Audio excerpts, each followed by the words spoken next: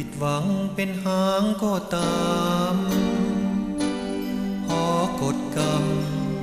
ติดนำพันธาดวงใจพอผมลิขิตชีวิตเป็นไป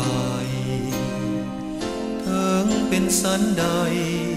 อายยังหมายปองจอมขวัญอายเองก็เคยผิดหวังมาแล้ว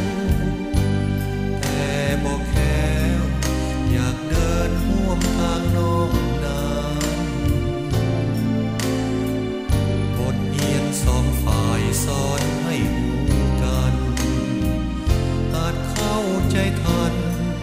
เพื่อปวงหัวใจสองสามพับผูเงื่อนไขต่างฝ่ายให้ซึ้งเพียงพอปรับใจเพื่อสร้างเงินหอ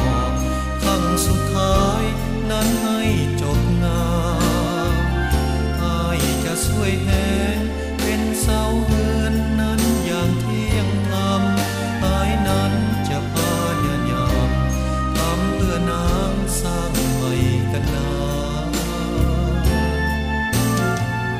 อย่าเอียงอย่าอายหรือวันไพเลย